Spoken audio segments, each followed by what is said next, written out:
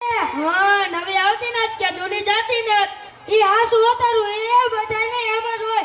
ગઈકાલે મેં મારી પત્નીને ફોન કર્યો અને પૂછ્યું કે તને પિયર ગયેલ 10 દિવસ થઈ ગયા, તું તો મને યાદ જ નથી કરતી. મારી પત્ની કે હોતું છે એવું કઈ? મને ચારે બાજુ તમે જ દેખો છો, તુવેરની દાળમાં, ચોખાના દાણામાં, ઘઉંના લોટમાં.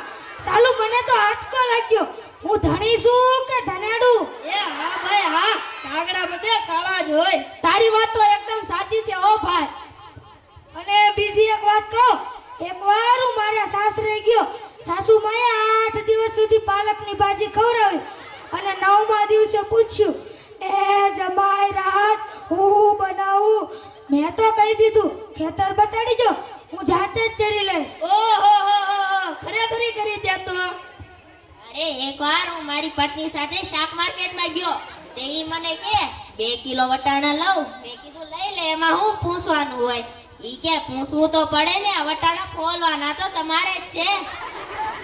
લ્યો કરો વાત. અરે બાયુની ક્યાં માંડો છો? આજકાલની પ્રજાને જો ને, મારા ટીંડોળના હાથમાં મોબાઈલ આવ્યો એટલે બસ પતી જ સમજી લો. આપણી સાથે વાત કરતો હોય ને કોઈનો ફોન આવે એટલે હાલવા જ મળે. આપણે શું કઈ ખેતરમાં ઉભેલા ચાળીએ છીએ? એને મન તો આપણે એવા જ હોય. એને તો મોબાઈલ હાથમાં આવ્યો એટલે કરલો દુનિયા મુઠ્ઠી મેં. ધીરુભાઈ અંબાણી જ જોઈ લો. એમાં આ જીવ આવ્યો ત્યારથી તો છોકરો આપણો જીવ લઈ ગયા. એનું નામ જીવો નહીં, મરો રાખવું જોઈતું તું. એ મોબાઈલ આવ્યો એટલે કેમેરા ગયા. એ મોબાઈલ આવ્યો એટલે ઘડિયાળ ગઈ.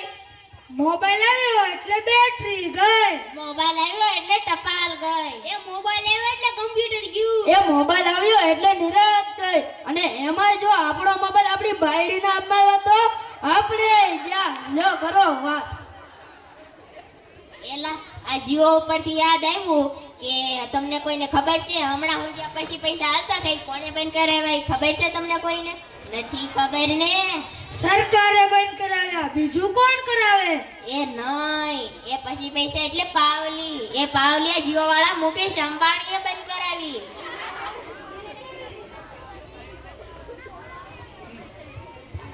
જો હું કહું મુકેશ અંબાણીના લગ્ન થતા હતા એ વખતે આ પાવલી એટલે ઘણા બધા પૈસા કહેવાય.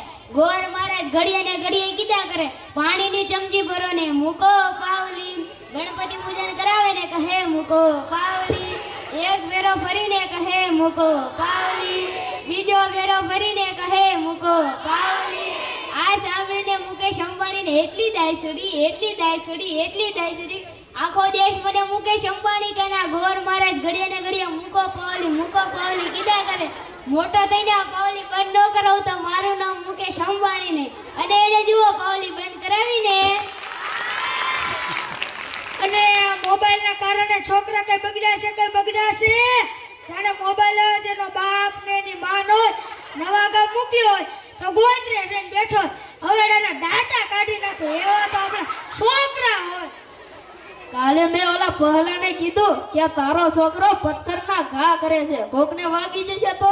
પહલાએ કીધું ઈ મારો છોકરો નહીં, ઈ મારો ભાણિયો છે. મારો છોકરો તો જો તારા બૂટમાં પાણી ભરે છે. જો એ લાટા પાટા શણગાર કરીને સ્કૂલે મોકલ્યો હોય અને ઘર પાછો આવે એટલે પલ્લલ કાગડા જેવો થઈ ગયો હોય.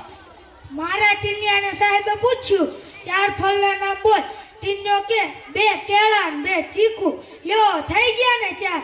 મારા રોય આવા તો જવાબ આપે. એલા આપણા છોકરાની વાત મૂકો તડકે, આપણી જ વાત કરો ને.